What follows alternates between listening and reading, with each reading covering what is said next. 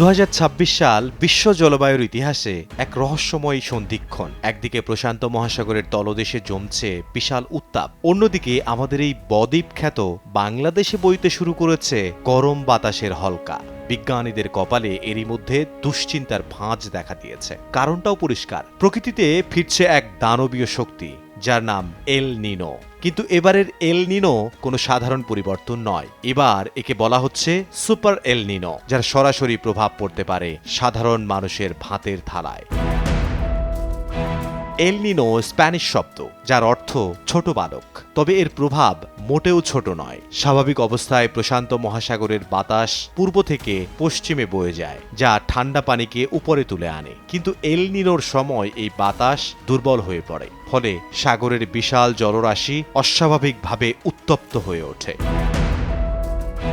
বাংলাদেশের জন্য এল নিনো মানে হল মৌসুমী বায়ুর দুর্বলতা। এদেশে চাষাবাদ অনেকটা বৃষ্টির উপর নির্ভরশীল, কিন্তু এল নিনোর কারণে আকাশে মেঘ জমবে কম, বৃষ্টি হবে নামমাত্র। গবেষণা বলছে এল নিনোর বছরে বাংলাদেশের বার্ষিক বৃষ্টিপাত গড়ে প্রায় 145 মিলিমিটার কমে যায়, যার প্রভাব পড়ে বেশ কয়েক জাতের ধানের ওপর। বৃষ্টির অভাবে আমন ধানের জীবনকাল বেড়ে যাচ্ছে, অর্থাৎ ধান পাকতে দেরি হচ্ছে। অন্যদিকে বোরো মৌসুমে দেখা দিচ্ছে তীব্র পানির সংকট। সেচ দিতে গিয়ে কৃষকের খরচ বাড়ছে কয়েক গুণ, ফলে চালের দাম বেড়ে সাধারণ মানুষের নাভিশ্বাস ওঠার আশঙ্কা তৈরি হচ্ছে।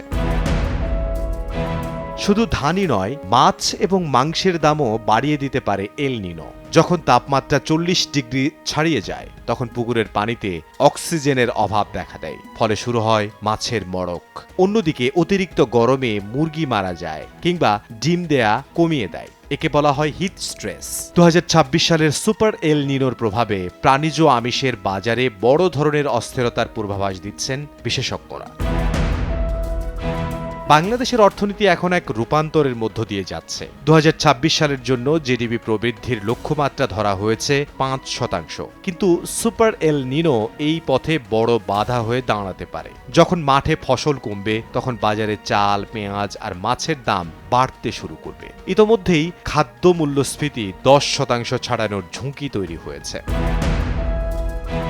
2026 সালের 20 এপ্রিল পর্যন্ত প্রাপ্ত তথ্য বলছে প্রশান্ত মহাসাগরের তাপমাত্রা ইতোমধ্যেই বিপজ্জনক সীমা বা থ্রেশহোল্ড অতিক্রম করেছে। বিশেষ করে উপকূলীয় অঞ্চলে তাপমাত্রা স্বাভাবিকের চেয়ে 1.8 ডিগ্রি সেলসিয়াস বেশি রেকর্ড করা হয়েছে। এটি ইঙ্গিত দিচ্ছে যে আমরা একটি সুপার এল নিনোর দিকে ধাবিত হচ্ছি, যা 1982 বা 2015 সালের ভয়াবহ রেকর্ডকেও ছাড়িয়ে যেতে পারে। মার্কিন ক্লাইমেট প্রেডিকশন সেন্টার জানিয়েছে এই গ্রীষ্মে এল নিনো তৈরি হওয়ার সম্ভাবনা 62%। সুপার এল নিনো বলতে বোঝানো হয় যখন সমুদ্রের তাপমাত্রা স্বাভাবিকের চেয়ে কমপক্ষে 2 ডিগ্রি সেলসিয়াস বেশি হয়। 1950 সালের পর থেকে এটি মাত্র কয়েকবার ঘটেছে।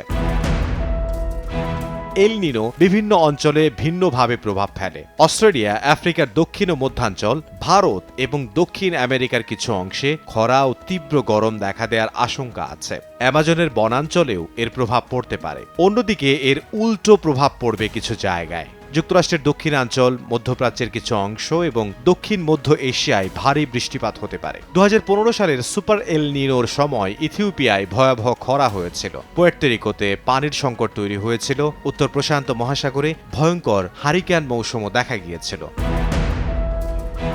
অনেকেই ভাবেন এসি বা ফ্যান চালিয়ে গরমে স্বস্তিতে থাকবেন, কিন্তু সেখানেও বাগড়া দিতে পারে এল নিনো। বিজ্ঞানের ভাষায় একে বলা হয় হিট পেনাল্টি। দেশের বিদ্যুৎ কেন্দ্রগুলো অতিরিক্ত গরমে ঠিকমতো কাজ করতে পারে না। তাপমাত্রা 40 ডিগ্রির উপরে উঠলে উৎপাদন ক্ষমতা 5 থেকে 7% কমে যায়। এমনকি বাড়ির সোলার প্যানেলেও তীব্র তাপে কম বিদ্যুৎ উৎপাদন হয়, ফলে চাহিদা তুঙ্গে থাকা সত্ত্বেও লোডশেডিং এর ভোগান্তি বাড়তে পারে।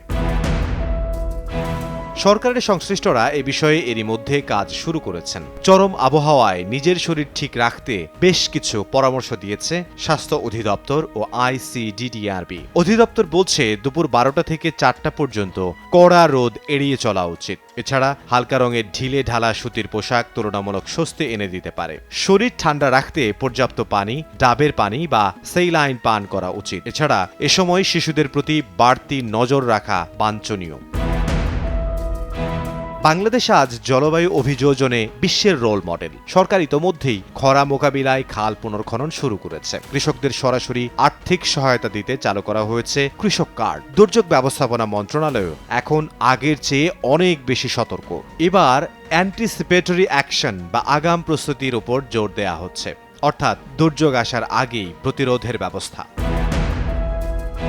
2026 সালের এই সুপার এল নিনো বাংলাদেশের জন্য এক বড় পরীক্ষা। বিশেষজ্ঞরা বলছেন আগামী কয়েক মাসের মধ্যে আরও স্পষ্ট তথ্য পাওয়া যাবে। তবে এখনই প্রস্তুতি নেওয়া জরুরি। প্রশান্ত মহাসাগরের উষ্ণতা হয়তো নিয়ন্ত্রণে নেই, কিন্তু প্রস্তুতি আমাদের হাতেই আছে।